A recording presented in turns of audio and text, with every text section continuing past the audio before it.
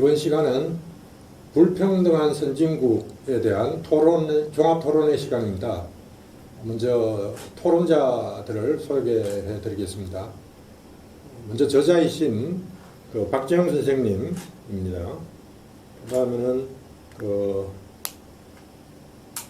비정규직을 중심으로, 연구를 중심으로 오랫동안 사회적 약자의 처지의 개선 방안을 연구해 오신 노동권 연구소 소장님이신 장기현 박사님입니다. 맞습니다. 마지막으로 마르크스적 관점에서 최근에 불평등에 관한 연구와 발표를 하신 신진 연구자이신 정구현 박사님이십니다. 안녕하세요. 먼저 불평등한 선진국의 성격과 의에 관한 간단한 평가를 해주시면 좋겠습니다.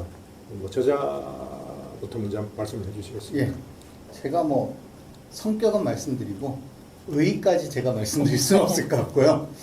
일단 이 책 처음 제목이 통계로 보는 대한민국이었어요. 일단 통계를 통해서 바라볼 수 있는 대한민국의 현실을 체크해보자 라는 걸로 과제로 삼고 이제 원고를 쓰기 시작했는데, 쓰다 보니까 이 불평등에 대한 문제를 중심으로 보는 게 정확하겠다 라고 생각이 들어서 통계로 보는 대한민국의 불평등, 다시 과제를 바꿨다가 그 다음에 대한민국이 선진국이라는 얘기를 좀 하고 싶었고, 이게 합쳐져서 이제 결국은 불평등한 선진국이 되었는데, 그 과정에서 제가 좀 일관되게 생각했던 거는 통계를 통해서 검증 가능한 부분, 근거가 확실한 것에 대한 얘기를 주요하게 하겠다라는 거였고, 그것의 이유와 원인들에 대해서 내가 이 책에서 밝히는 거는 오히려 포커스를 어긋나게 할 수도 있겠다라고 생각을 했습니다. 그리고 사실은 제가 그런 이유라든가 원인 이런 것들에 대한 분석을 할 만큼 좀 실력도 안 된다는 생각도 많이 했고요. 그래서 일단은 누가 보더라도 이제 객관적으로 확인될 수 있는 사실들 위주로 좀 제 어떤 느낌을 넣지 않고 생각을 넣지 않는 식으로 쓰겠다라고 생각을 했고, 다른 분들의 평가들 속에서도 그 부분이 어느 정도 보이는 것 같아서 그것만큼은 성공했구나 정도로 생각하고 있습니다. 네, 감사합니다. 그다음 예, 책 재밌게 잘 읽었습니다. 아주 재밌게 잘 읽었고요. 그 책 처음 IMF 그 직후에 뭐 20, 80대 사회라든지 뭐 이런 얘기가 굉장히 유행을 했었고요.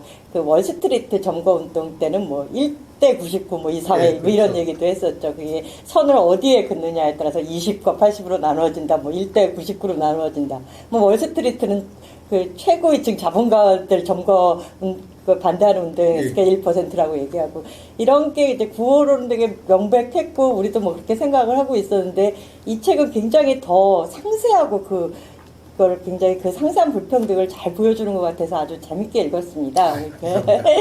예, 20, 80, 뭐 1대 99 이거는 굉장히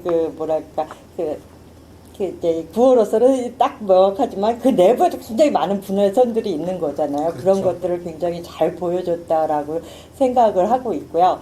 그런 이제 느낌이 들었고요. 제가 사실은 이제 노동 연구자이거든요. 그래서 네. 노동 연구자라서 그런 그 점에서 이게 특히 이제 좀 감명이 깊었다고 할까, 인상이 깊었던 게, 단순히 또 노동 연구하고 또 계층 연구하고 또 사회학에서 또 약간 분야가 달라서 계층 연구하는 사람은 뭐 이렇게 나눠진다라고만 얘기를 하는데, 이 책에서는 이렇게 나눠지는 것뿐만 아니라 그런 불평등이 뭐 제가 요즘 관심을 갖고 있는 플랫폼 노동이라든지 위험의 외주화라든지 이런 문제하고 또 어떻게 연결이 되는가, 이런 거를 말씀을 해주셔서 저로서는 굉장히 감사하게 느꼈습니다. 감사합니다. 예, 노동뿐만이 아니라 뭐 여성 뭐 노인 빈곤이라든지 뭐 이런 장애인 문제라든지 이런 불평등을 다른 사회적 문제하고 연결시켜 뭐 단순히 몇 퍼센트다 이게 아니라 이렇게 그게 어떻게 다른 사회적 문제들이랑 연결되는가, 이런 점을 했다는 점에서 되게 좀 좋은 책이다, 이렇게 추천할 만한 책이다라고 생각을 합니다.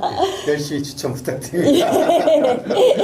그리고 이게 좀 느끼, 이제 독후감을 말을 하자면, 뭐, 네. 읽으면서, 뭐랄까, 저는 참 무섭다라는 생각도 이게 뭐 새로운 얘기는 아니, 다 아는 얘기이기도 한데, 그거를, 이렇게, 참, 일목요연하게 보여주고, 뭐, 하니까, 하는 점에서, 이게 뭐, 문학도 아닌데, 이렇게 와닿을 수가 있나? 이렇게 숫자만 나열되는데 뭐, 이렇게 와닿을 수 있는가? 뭐, 이런 생각이 들어서, 이런 점에서도 참 훌륭한 책이라고 생각이 들고요. 그래서 이게 읽으면서도 좀 절망스러웠어. 이거에 따르면은 나는 이제 좀 있으면 독고 빈곤 노인이 될 것 같은데 어떡하지 않을 이런 불안, 책 읽으면서 막 무섭고 이런 생각도 들었고 그런 점에서는 사실 어떻게 보면은 이게 현상만을 얘기한 거고 그런 점에서 이렇게 무섭다라는 느낌이 갔지 여기서 무슨 희망을 하기에는 네. 조금 어려운 그런 점이 있는 것 같아요. 그럼 이 책을 읽고 그러면 이런 무서운 사회에서 그럼 어떻게 해야 되는가 이런 것까지 얘기는 못한 것 같고 그렇게 얘기가 된 건 아니기 때문에 사실 여기서 그런 얘기를 주로 해야 되지 않을까 이 토론전에서 네. 그렇게 생각을 하고 있습니다. 예, 감사합니다. 정 박사님. 예, 저도 재밌게 잘 읽었습니다. 이 책 이제 불평등한 선진국이 가진 미덕은 제가 보기에 한국 사회가 지닌 다양한 불평등을 관련된 온갖 데이터라는 칼을 동원해서 잘라서 그 단면의 거친 질감과 무늬를 독자에게 바로 보여준다는 데 있는 것 같습니다. 이 책에서는 소득 불평등, 빈곤, 노동시장의 이중적 구조에 의한 차별, 교육 격차, 부의 세습, 이주 노동자, 장애인, 여성, 주거 취약계층 겪는 불평등 이런 것들을 그리고 이러한 불평등의 누적으로 인한 가족 해체, 노인 빈곤, 지방 소멸 문제까지 정말 다양한 범위를 다룬 광범위한 데이터가 한 권에 일목요연하게 담겨 있기 때문에 이 책이 한국의 불평등이라는 주제를 논의하고자 하는 근데 이제 서로 다른 입장을 가진 사람들에게 공통적으로 제공될 수 있는 객관적인 기초 자료로서 역할을 할 수 있다는 점이 정말 큰 장점이라고 생각이 듭니다. 한국 사회의 불평등의 거친 단면을 제시한다는 것 자체가 불평등에 대한 이론적 분석을 포함하지는 않는 것 같습니다.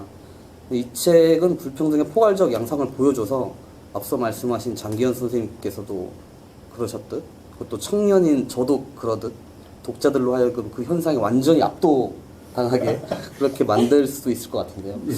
반면 이 책은 불평등의 이유에 대한 분석을 다루는 것을 말씀하셨듯이 가능한 한 절제하고 있는 것 같습니다. 관련된 몇몇 레퍼런스들이 이따금씩 언급되고는 있지만 단편적으로 이제 다루어지고 있는데요. 좀 앞서 나가고자 하는 독자들에게는 여기에서 좀 목말라 할지도 모르겠습니다. 그래서 오늘 작가님께서 이런 이야기를 좀 더 들려주실 수 있다면 좋을 것 같습니다. 물론 이제 한국 사회 불평등에 대한 나름의 원인 분석과 해결책 제시가 이 책의 의도한 범위는 아니기 때문에 그것을 요구하는 것은 어떻게 보면 지나치는 것이겠죠. 더 중요한 것은 불평등과 차별의 수준 혹은 그 존재 유무 자체가 합의가 되지 않는 경우가 사실은 종종 발생하는 지금 한국 공론장에서 객관적 자료로서의 미덕을 가진 책의 등장이 필요하고 또 중요하다는 점에 있다고 생각이 듭니다. 저도 네. 그렇게 생각합니다. 예, 감사합니다. 예, 예. 저도 좀 한 말씀 보태고 싶은데요. 이 책은 이제 우리가 이제 사회가 선진국이 되었다 최근에 일본의 뭐 GDP를 실질적으로 앞섰다 국내 기준으로 이런 이제 언론 보도도 해서 했었는데 사실 이 책을 읽으면서 실감을 하는 거죠. 진짜 선진국이 되었구나. 지난 90년대부터 한 30년간 경제가 양적으로 엄청나게 성장했다. 우리가 이제 사회생활을 하고 직장생활을 하면서 묻혀가 살면서 그런 것들을 실감을 하지 못했던, 물론 이제 단편적으로는 여러 가지 이제 우리 사회가 발전한 그런 것들을 피부로 체감을 했지만, 사실 이제 예전에 이제 후진국 내지 중진국 또는 발전도상국이라는 입장에 대해서 익숙했던 우리 과거의 기억 속에서는 진짜 선진국이 되었다는 게 정말 통계로도 잘 들어가는 측면이 있었던 것 같습니다. 반면에 이제 그 과정에서 제가 30년 직장 생활 속에서 겪어왔던 또는 저희 동료들이 겪어왔던 여러 가지 그런 모든 이제 장면들이 정말 어떻게 보면 파노라마처럼 이제 회고가 된다 그럴까요? 그런 게 있었고, 장기현 박사님이나 정부 선생님이 말씀하셨지만 정말 이제 자신한테 와닿는 이 스토리 자체가, 그러니까 저는 이제 뭐 어차피 지금 이제 굉장히 이제 뭐 연식이 됐지만 우리 이제 아들, 딸들이 겪어야 되는 어떤 그런 이제 그 청년의 불평등, 이게 이제 세대의 불평등뿐만 아니라 가족적 이제 조건 속에서 이제 구조적으로 이렇게 세습되는 불평등, 이런 것들을 이제 명확하게 이제 설명하고 있을 때 바로 걱정되는 게 이제 정말 우리 딸 아들이 어떻게 세상을 살아갈 건지, 정말 이 절절하지만 어떻게 할 수 없는, 개인적으로 이런 느낌들을 받았고, 그래서 이제 종합해서 느낄 때 이 책은 앞에서도 말씀하셨지만은 그냥 단순하게 1%, 10%, 0.1%의 이제 어떤 불평등의 문제, 소득과 뭐 자산의 불평등의 문제뿐만 아니라 다양한 어떤 이제 그 노동과 비노동, 또 노동 내구, 또 이제 뭐 남성과 여성, 그다음에 또 이제 청년, 노인, 또 뭐 사회적 약자들, 뭐 장애인, 또 뭐 소수자들, 또 지역 불평등, 이런 모든 불평등 구조가 입체적으로 또 서로 연결되어서 만들어지고 있고 심화되고 있다라는 그러한 이제 하나의 이제 정말 사실을 적나라하게 이제 보여주는. 그래서 몇 년 전에 이제 피케티가 21세기 자본이라고 해서 세계적인 수준에서 자본주의가 200년 동안 불평등이 심화되어 왔던 그러한 이제 측면들을 이제 책으로 알리면서 굉장히 유명해졌었는데, 제가 보기에는 이 책은 적어도 한국에 관한 한 21세기 자본을 뛰어넘는 아주 명작이라고 저는 이제 정말 칭찬합니다. 예. 그래서 이런 이제 저자 자신의 평가 내지는 이제 어떤 이제 의도, 그리고 우리 이제 그 토론자들의 뭐 평가를 한번 정리를 해봤는데요. 혹시 저자께서 이렇게 말씀하시고 싶은 부분이 있으신지요? 사실은 이 책이 원고지 한 1,400매 정도 되는 책이거든요. 도표가 한 200개 정도 들어갔는데 원래 쓸 때는 1,700매였어요. 도표도 한 270개 정도였는데 출판사에서 이러면 도저히 안 팔릴 거다라고 해서 좀 빼자라고 해서 여러 부분을 좀 빼고, 그래서 사실은 좀 몸을 적당히 가볍게 만드는 게 필요하다고 해서 저도 이제 동의를 해서 제가 뺄 수 있는 걸 쭉 빼고 이랬는데, 그러다 보니까 아무래도 좀 표를 중심으로 한 얘기들이 거의 대부분 남고, 표 이외에 데이터 위에 조금씩 들어갔던 얘기들은 거의 다 빠지게 되더라고요. 제가 뺄 때 그렇게 빼버리게 되더라고요. 그렇게 해서 이제 말씀하신 것들처럼 왜 이런 불평등이 생기는가에 대한 얘기들은 거의 빠지고 불평등해졌다라는 결론으로만 이제 딱 도달하게 됐고요. 하지만 이제 그 다음에 이런 불평등이 어떻게 이제 여러 분야에 영향을 미치는 가, 이 부분을 오히려 더 말씀을 드리고 싶었는데, 그 부분에 있어서 사실은 좀 많이 빠진 부분들이 있죠. 제가 좀 더 다루고 싶었던 것들은 이제 그 불평등의 실체가 어떻게 드러나고 있는가를 좀 더 이제 정성적으로도 다루고 싶었는데, 사실 여기서는 정량적으로만 좀 다뤄진 게 있는데요. 그거는 뭐 책 한 권을 뭐 400페이지, 500페이지 쓸 수는 없었으니까 그런 부분들을 좀 감안해 주셨으면 좋겠습니다. 예, 항상 그 책을 쓰든지 뭐 하면은 정말 이제 담고 싶은 내용에 비해서 실제로 이제 출판할 수 있는 내용은 한계가 있고, 네. 이제 그런 면이 항상 있는 것 같습니다. 그러니까 이 자리에서 바로 이제 그런 아쉬운 부분들은 좀 추가적으로 논의를 하면 좀 좋을 것 같습니다. 그러면은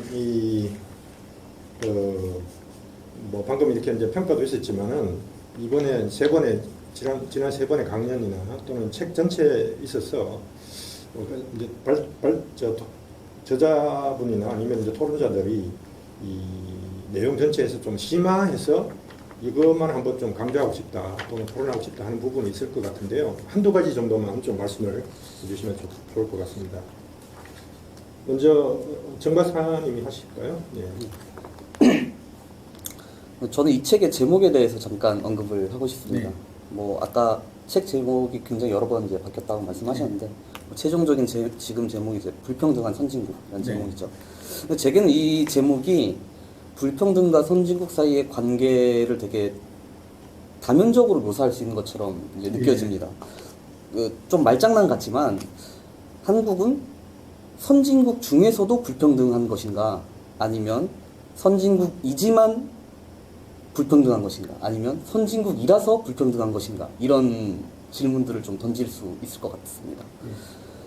한국은 불평등 수준이 선진국 국가들 중에서도 심한 편에 속한다 라고 단언할 수는 없겠죠. 아마 그렇게 얘기할 수는 없을 것 같습니다. 경제적 사회적 불평등을 측정하는 지표가 다양하고 어떤 면에서는 한국이 평균 이상인 경우도 있더라고요.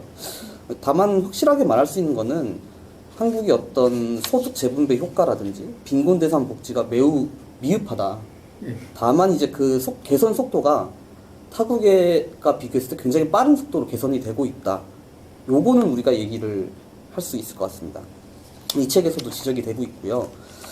뭐 다른 통계에서도 이제 확인을 할 수 있는데요. 예를 들어서 2019년 기준 한국의 GDP 대비 사회보장 지출은 12%인데 이건 OECD 평균 20%에도 못 미치고요. OECD 31개국 중 28위에 해당하는 거거든요. 그러니까 굉장히 낮은 거죠. 근데 이제 그 성장률은 지난 30년간 연평균 5.9%로 상당히 빠른 편. 그러니까 같은 기간 일본 2.7%, 미국 1.3%에 비교하면 굉장히 빠르게 사회보장 지출이 증가하고 있다는 것이죠. 이건 한국이 복지국가로 나아가야 하고 또 나아가고 있음을 보여주는 지표인 것 같기도 합니다. 물론 여기에도 분명한 한계는 있지만 그건 뒤에서 다시 이야기를 하고 싶습니다. 한국은 성장했음에도 불구하고 불평등이 여전히 해소되지 않는 선진국이라고 누군가가 말할 수도 있을 것 같습니다. 그러니까 선진국이지만 불평등한 것. 그러니까 뭐 1941년 해방 이후에 한국 경제가 급속도로 성장해서 경제적 자원은 충분해졌는데 분배가 원활하게 이루어지지 못해서 불평등이 여전하다 혹은 심화되었다 라는 어떤 일종의 통념을 지지하는 것처럼 말이죠. 이 책은 초반부에서 불평등이 선진국을 포함해서 세계적으로 심화되고 있고 단지 그 정도에 있어서만 영미 모델과 유럽 모델이 다소 차이를 보인다고 말을 하고 있습니다. 한국은 1997년 8년 외환위기 이후에 미국이 주도하는 신자유주의 정책을 추진함으로써 불평등이 특히 심화됐다 이렇게 또 지적을 하고 계시고요. 그렇다면 이 책은 선진국임에도 불구하고 불평등하다는 주장 요거는 기각하는 것일까? 제 생각에는 이 책은 이제 본문에서는 이제 어떻게 보면 꿈도 희망도 없는 압도적인 불평등의 양상 이야기가 되지만 결론에서는 또 대안으로 최저임금 상승, 노동시간 단축, 비정규직 노동권 보호, 국가의 소득 재분배 강화 같은 어떻게 보면 전통적인 전후 복지국가 구축을 좀 책의 표현을 바꿔 표현하자면 그 끝에 도달하기는 어렵지만 길은 훤히 보이는 어떤 평등사회의 방향을 건조하게 제시하는 것처럼 보입니다. 그렇다면 해답은 신자유주의 체제 혹은 정책에서 복지국가로 선회하는 것에 있다고 이해가 되겠고요. 그렇다면 선진국임에도 불구하고 불평등하지만 또 선진국이기 때문에 극복 가능하다고 이해를 할 수도 있을 것 같습니다. 만약에 반면 한국은 선진국이라서 불평등하다 이렇게 주장하는 건 좀 얼핏 보기엔 되게 우스꽝스럽게 보이거든요. 근데 이 말을 조금 바꾸어서 과거의 특정한 역사적 경로를 거쳐서 현재 달성된 우리의 선진국이 그 경로를 거쳤기 때문에 불평등하다고 말한다면 제 생각에 좀 말이 되는 것 같거든요. 그러니까 불평등의 역사적 배경을 추적하기에는 이런 명제에서 시작하는 것도 저는 좋다고 좀 생각이 됩니다. 이 책이 아까 미덕이기도 하지만 개인 간의 소득 불평등을 각 층위별로 상세하게 분석해서 제시해주고 계시거든요. 굉장한 장점인데, 근데 이제 불평등 확대의 역사적 경로를 살펴보자면 제가 보기에는 이런 개인 대 개인의 격차가 아닌 노동 대 자본, 그러니까 말하자면 계급적 불평등도 살펴봐야 되는 것 아닌가, 또 이런 쟁점이 떠오르기도 하는데요. 오늘 이 이야기를 조금 전 해보고 싶습니다.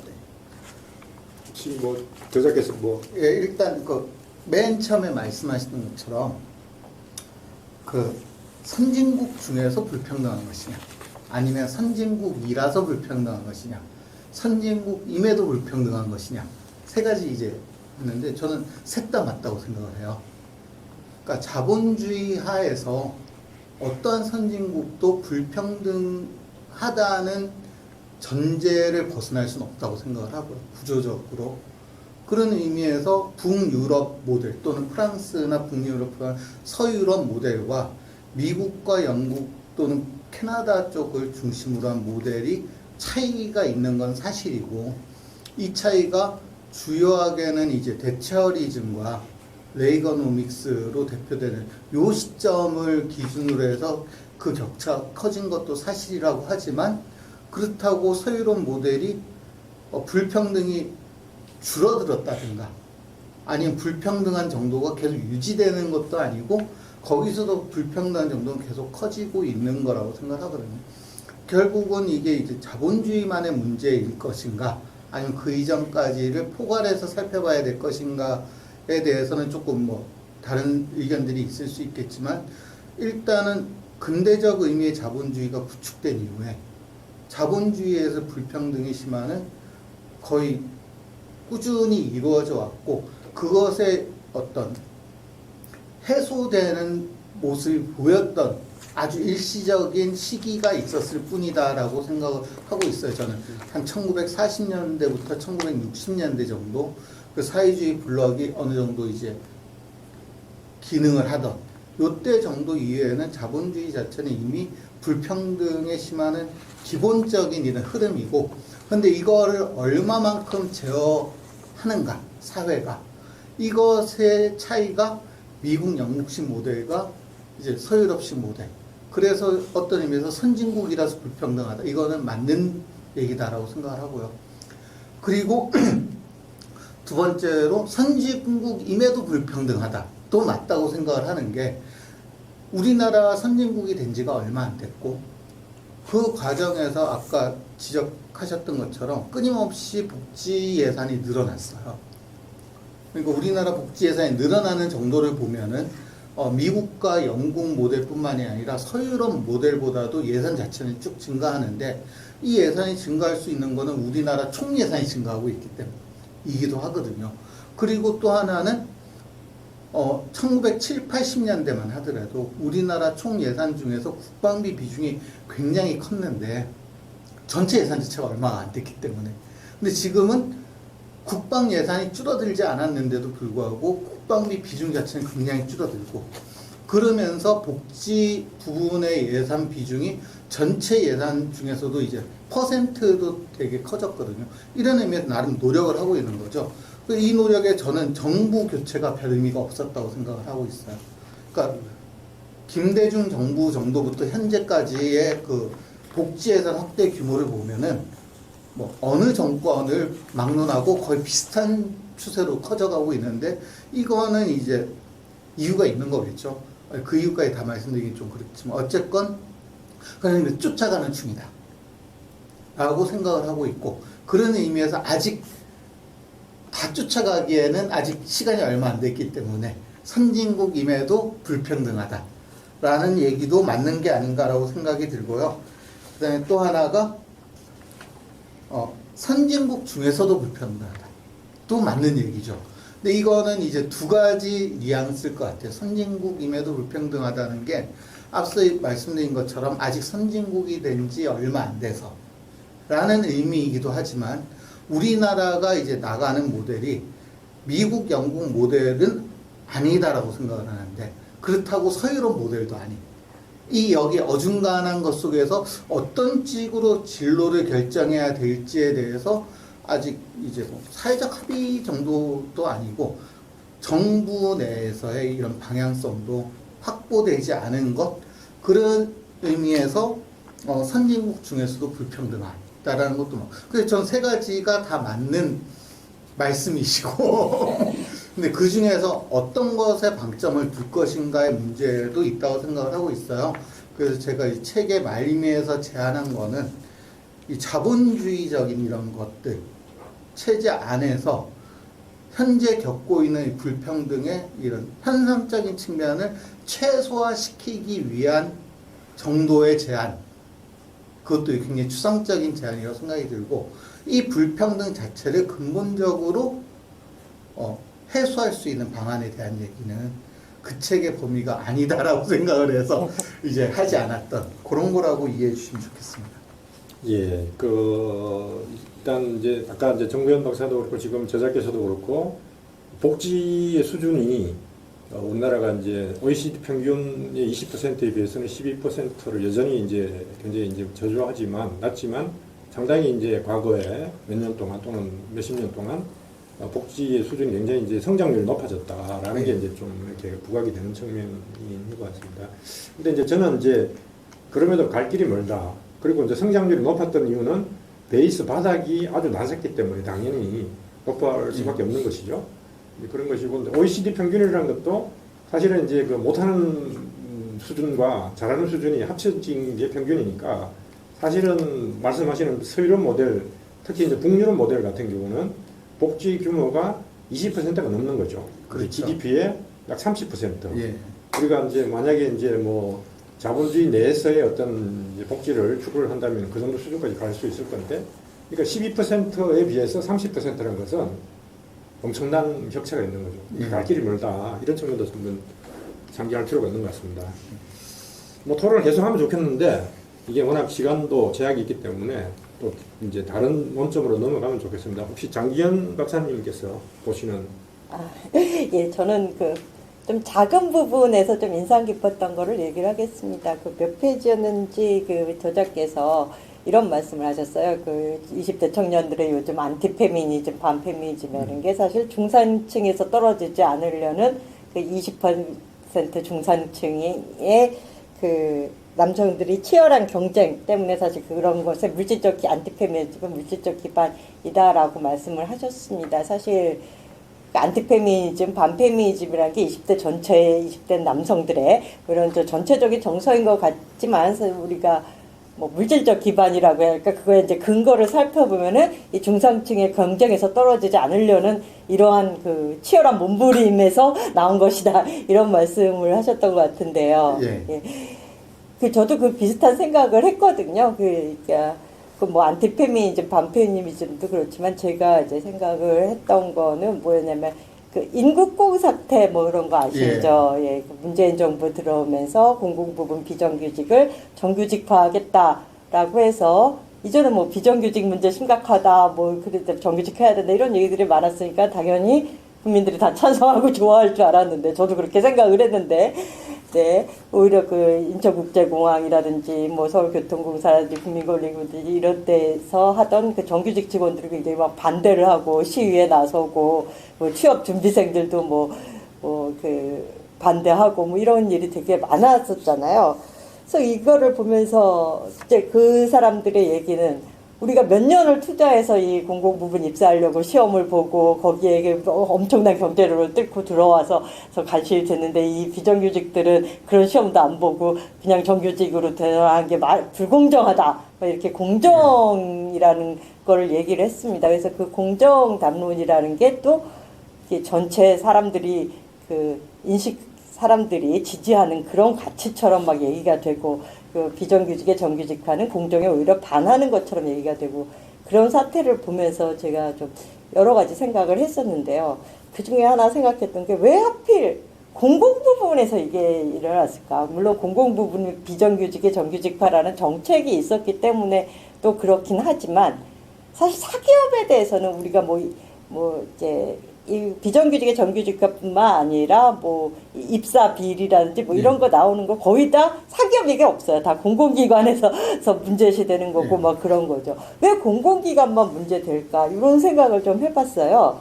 근데 생각을 해보니까 사기업은 아예 문제시하지 않는 거예요. 사기업은 오너 마음대로 하는 게, 자기 기업의 이익을 위해서 하는 게 되게 당연하다라고 생각을 하는 거죠. 그래서 뭐 이렇게 젊은이들과 얘기를 해봤을 때, 뭐 예를 들어서 뭐 좋은 집안의 자제가 대기업에 입사 서류를 냈는데, 좋은 집안의 자제면 회사에서도 이 집안의 인맥이나 이런 거를 이용할 수 있으니까 입사시키는 거 그 회사 마음인가 아니냐, 그것까지 뭐라고 할 수 있느냐라고 생각을 한다는 거죠. 이 자본주의에서 사기업은 이 오너 마음대로 자본주의의 이익을 추구해서 되게 다 하는 게 당연하고, 공정이라는 거는 공공부문에서만 적용되는 거라는 거죠. 공공부문에서만 적용이 되고, 공정이 뭐라 그래야 되나, 공공부문이 최후의 보루인 거죠. 뭐의 최후의 보루냐 하면, 이 책에서도 말씀을 하셨지만, 중산층의 금수저, 핵 다이아몬드 수준, 저는 뭐 입사할 필요도 없겠고, 한 금수저 되는 사람들도 전문직이나 대기업 이런 데 쉽게 간다는 거죠. 그거에 대해서는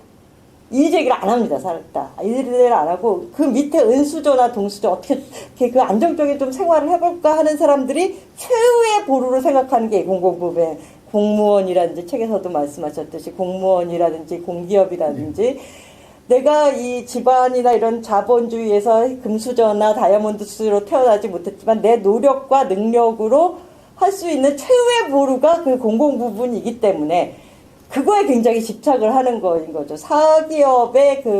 사기업이나 전문직의 이런 그 자본주의적 논리 이런 거에 대해서는 아예 생각을 안 하고 걔네들은 뭐 원래 그런 애들 금수저들은 그렇게 살려고 그러고 사는데 내가 최소한 안정적으로 살려면 이 공공부문에서 뭐 공정이라는 그런 걸로 포함해서 공공부문에 들어가야 되고 그래야 내가 중간층은 될 수 있다라는 이런 절박한 심정이라고 할까 그런 게 이제 공정이라는 이름으로 드러났다고 생각이 들어요. 그래서 제가 이런 생각을 이거를 보면서 느낀 게 이 불평등한 것에 대해서는 굉장히 이 객관적인 걸 굉장히 많이 보여주셨잖아요. 근데 내면적으로도 사람들이 이 분할선이 이 객관적인 것뿐만 아니라 사람들이 자기 내면적으로 이 분할선들을 체화를 하고 있다라는 생각이 듭니다. 그래서 나는 최소한 이 동수저와 은수저는 공공기부반은 들어가야 되고 흑수저는 사실 그것도 못하는데 여기는 이제 그런 거에 올라와서는 안 된다라는 이런 구별짓기를 하는 부르디의 말에 의하면 그런 구별짓기를 하려고 하는 게 이 공공부문의 뭐 비정규직과 비정규직의 정규직과 반대라든지 이런 것으로 드러났다고 생각을 해요. 그러니까 말하자면 금수저에서나 뭐 이런 사람들이 자기 비리나 이렇게 사는 것은 뭐 자본주의가 원래 그런 거지라고 생각을 하고 하면서 내가 최소한 아둥바둥 살 때 중간층을 유지하기 위해서는 이 밑에 층이 못 올라가게 해야 된다. 이런 생각들이 되게 갈려 있는 것이 그런 이제 주관적인 그런 생각들 분할선도 이제 존재한다. 이런 생각이 들고요. 그래서 이런 불평등을 해소하기 위해서 어떻게 해야 될까 뒤에서 더 얘기를 하겠지만 저는 사실은 그게 연대를 해야 되는 문제라고 생각을 하거든요. 그래서 사람들이 연대를 해야 되는 문제인데 이런 주관적으로 분할선을 이 객관적인 불평등뿐만 아니라 주관적으로 분할선을 갖고 내가 살기 위해서는 뭐 이 사람들이 못 올라오게 하는데 이런 상황에서 이거 어떻게 연대를 할 수 있을까 이런 문제를 좀 이제 고민을 해봤으면 좋겠다 그런 생각이 듭니다. 예, 이제 근데 뒤에 이제 후반부에서도 이제 그 문제 우리가 이제 대안이나 어떤 실천 방안, 해결 방안 이런 논의들을 좀 할 건데요. 방금 이제 장 선생님 말씀하신 부분은 객관적으로 드러나는 이 여러 가지 이제 불평등의 구조가 사람들의 심리, 사회 심리 안에서도 내재되면서 사실은 이제 공정이라는 담론에서 볼 수 있는 불평등이라는 게 굉장히 폭이 좁다는 거죠. 자기가 속한 계층이나 계급적 범위 내에서가 불평등은 심각하게 드러나는데 사실은 전체적인 구조나 이런 것들을 못 보는 그런 측면들을 지적을 하시는 것 같습니다. 혹시 뭐 저자께서 생각하시는 부분이 있으시면 그 연대 얘기를 하셔서 저는 이니셔티브의 문제이기도 하다라고 생각을 하거든요. 그러니까 하위 50% 또는 이제 뭐 어떻게 나눌 수 여기서 뭔가 주도권을 쥐고 나가야 되는 거지. 그 중상층 아까 얘기하신 그 부분에서 거기서 이제 그런 불공정을 얘기하는 사람들도 다들 팍팍하게 사는 건 마찬가지인데 사회적 담론의 이니셔티브를 누가 지어야 될 건가 또는 사회적 운동의 이니셔티브를 누가 질 건가의 문제가 더 중요한 게 아닐까 저는. 그러니까 우리가 예전에 그 1980년대 후반부터 만들어졌던 이제 민주노총 운동이라든가 아니면 그 이전에도 있었던 도시빈민운동 뭐 이런 것들을 보면은 이니셔티브를 지었던 주도층이 그러니까 우리가 지금 흔히 얘기하는 상위 10%도 아니고 상위 30%도 아니고 하위 50% 소득 수준을 보면 여기였거든요. 여기서부터 이니셔티브를 쥐고 나가고 이것의 영향으로서 이 중상층이 움직이는 거지.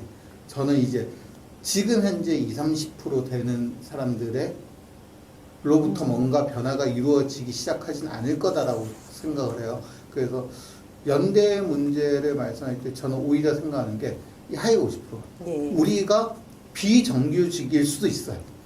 기간제일 수도 있고. 그러니까 노동 자체로 보면은 모든 노동자가 다 정규직을 할 수만은 없는 거잖아요. 계절 노동도 있고 이러니까 그러면은 이렇게 비정규직임에도 또는 계절 노동이나 단기직이더라도 충분히 이런 존엄한 삶을 살 수 있는 권리를 어떻게 획득할 것인가의 문제를 봐야지 다 비정규직은 안 돼. 라는 식으로 갈 수는 없다는 거죠. 그래서 저는 이런 지금 현재 하위에 속하고 있는 사람들의 노동이 실제로 존중되고 이들로부터 뭔가 되려면은 이 그룹에서부터 이니셔티브가 만들어져야 된다. 라는 게 가장 중요하지 않을까 이렇게 생각이 듭니다. 저기 예 맞는 말씀이라고 생각이 들고요. 그래서 제가 이제 우려했던 부분이 그런 겁니다. 이 반페미니즘이라든지 공정이라든지 이런 게 사실은 이 전체를 대표하는 이데올로기처럼 얘기가 되고 있지만 사실은 이 위에 30%라든지 이런 사람들의 이데올로기거든요. 그런데 그것이 이제 전체를 대표하는 이데올로기처럼 이렇게 이니셔티브를 갖는 상황 이런 게 좀 문제다라고 생각이 듭니다. 네, 중요한 지적을 해주신 것 같습니다. 이 부분은 위에서 다시 한 번 더 우리가 또 이제 종합해서 한번 논의를 하기로 했고요. 이 책에서 이제 우리가 심화해서 얘기하고 싶은 부분 지금 논의를 하고 있는데 저도 한 말씀을 드리고 싶은 게 이제 보통 이 소득 불평등을 얘기를 할 때 자산, 그러니까 아니면 부라고 표현하는 두 가지 어떤 부문을 나눠서 그러니까 이제 소득 연간 발생하는 유량으로서 소득의 이제 불평등과 그리고 이제 축적된 재산의 이제 불평등, 저량이죠. 이게 이제 두 가지 지표를 가지고 보통 얘기를 많이 합니다. 그런데 이제 이게 이럴 때 이제 문제는 소득이라는 통계 안에서는 사실은 이제 주로 이제 근로소득이죠. 노동소득이 이제 주로 이제 많이 반영되고 자본소득이라고 그럴까, 자산소득이라고 아까 표현하셨지만은 뭐 부동산 투자를 하는거나 뭐 주식이나 뭐 무기익명 채권이나 또는 뭐 정년화 상속을 받는거나 이런 자본으로 인한 소득이 발생하는 부분도 물론 소득 통계 안에 이제 잡히게 되어 있습니다만은 근데 상당히 많이 누락이 된다는 거죠. 그러니까 뭐 사실 이제 신고를 할 때 이제 뭐 예를 들어서 이제 전세 이제 뭐 임대료 같은 것도 이때까지 이제 누락을 시킨 경우가 많고 하더라도 좀 낮춰가든지 아니면 또 부동산 거래 금액도 다운 계약이라고 그러죠. 뭐 또 뭐 주식도 그렇고 모든 게 이제 그게 자산 소득은 축소 신고할 수 있는 여지가 많고 실제로 상당히 많이 축소되어 있다. 저는 이렇게 보거든요. 그래서 예를 들어서 연봉 1억이 이제 상위 10% 소득 수준에서 아주 이제 그래서 상위 10% 고소득자의 대변으로 연봉 1억을 보통 얘기를 하는데 사실 따져보면은 이게 우리나라가 지금 원래 아마 35,000불 정도 소득이 예상이 되고 1,200, 지금 1,300원 넘지만 1,200원으로 계산해도 뭐 4,200원인가요? 그럼 2.5인 평균 가족을 하면 1억이 넘거든요. 그러니까 1억이 상위 연봉이 아니라 평균 연봉이 돼야 되는 게 만약에 이게 전부 다 이제 소득이 다 잡히고 소득이 다 이제 자본소득이 없고 하면 이게 이제 현실이거든요. 근데 이제 보통은 이게 이제 그렇게 돼서 뭐 1억은 굉장히 이제 많이 소득을 받는 거고 나머지 계층들은 아까 이제 뭐 구체적으로 얘기를 안 했지만 책에서 보면은 1,000만 원 단위 소득, 2,000만 원 단위 소득, 3,000만 원 단위 소득 이런 부분들 굉장히 많이 지적을 하셨잖아요.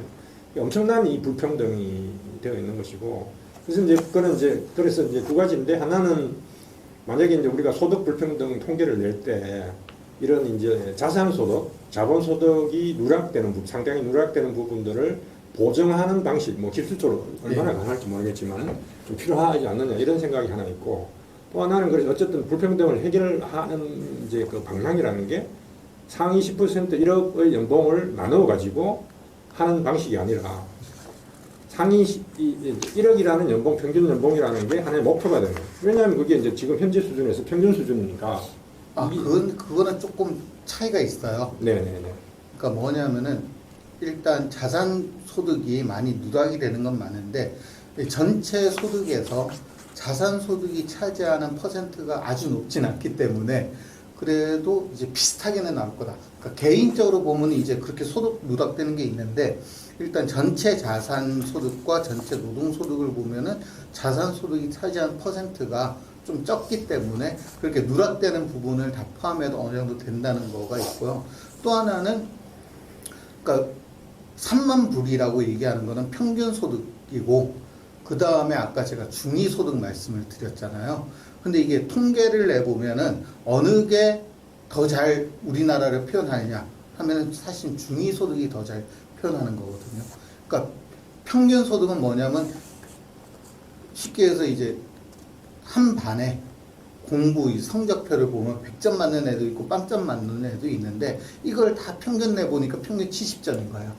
근데 이 평균 70점이 된 이유가 100점짜리가 한 10명이 있고 그래서 이 100점짜리 10명이 나머지 걸 쫙 끌어올려서 70점을 만든 것처럼 지금 우리나라 평균 소득이 3만 불이라고 얘기하는 거는 그 1억 정도로 얘기를 하자면은 평균 10억 이상 버는 이 소득자들이 많아서가 아니라 이들이 버는 소득이 너무너무 많아서 이게 나머지를 다 끌어올려서 1억 정도처럼 보이게끔 만드는 거예요. 그런데 중위소득으로 얘기하자면 아까 제가 중위소득 말씀드렸는데 이건 뭐냐면 꼴등부터 1등까지 쭉 했을 때 딱 절반 얘기를 하는 거거든요.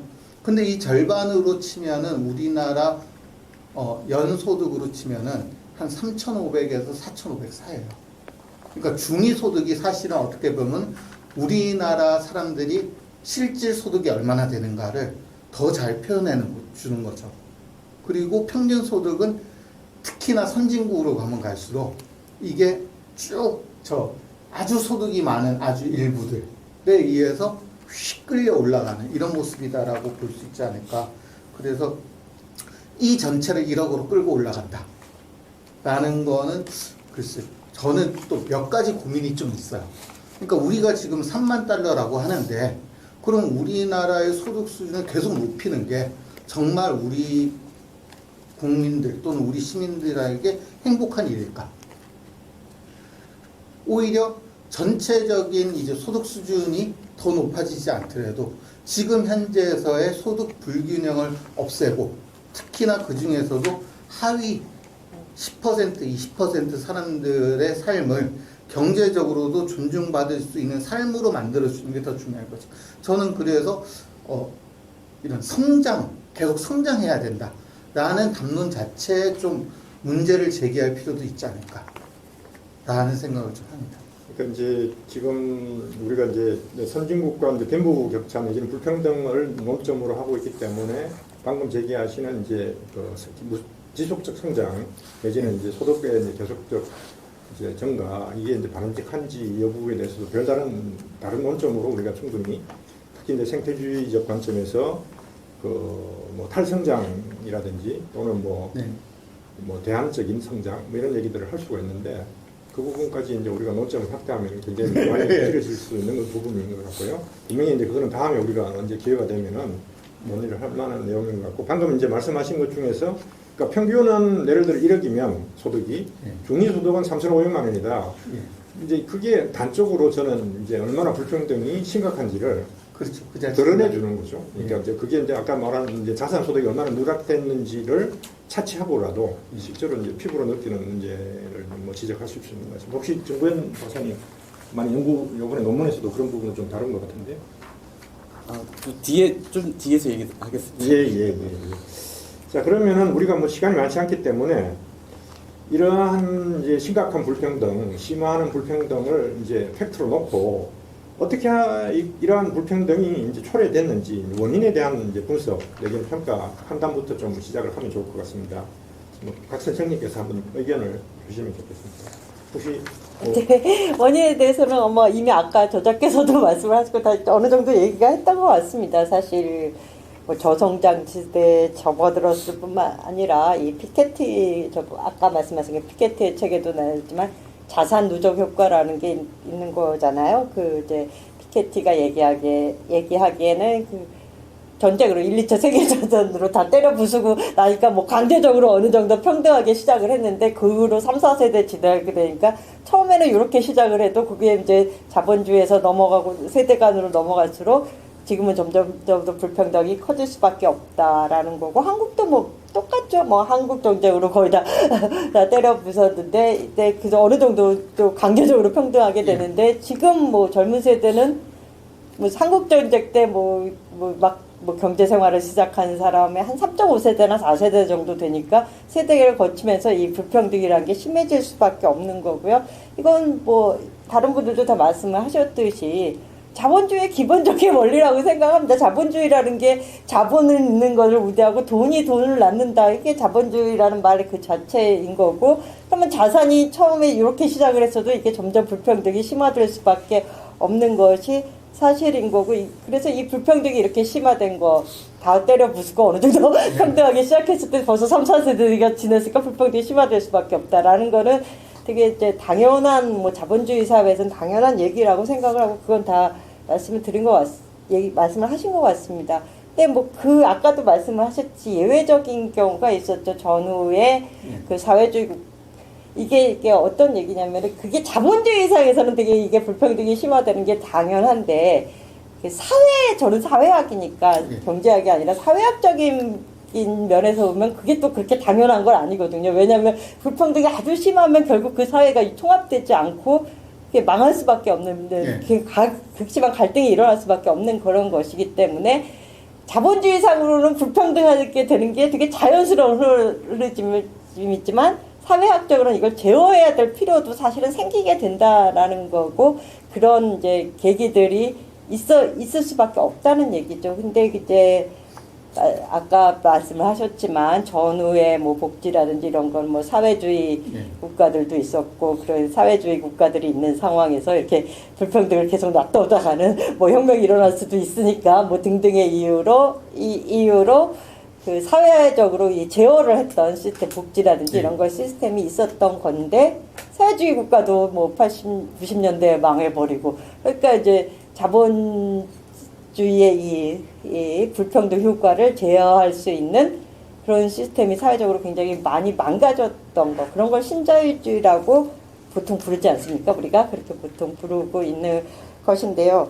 근데 지금 이렇게 또 불평등이 심해졌을 때 또 심해졌기 때문에 그걸 사회주의 국가는 망했지만 또 이 내부에서 또 이거를 제어해야 된다라는 이런 사회적 요구가 나타나지 않을까라고는 생각을 하고 있습니다. 저는. 저 생각은 좀 몇 가지 큰 틀에서는 뭐 반대하거나 이럴 건 없는데요.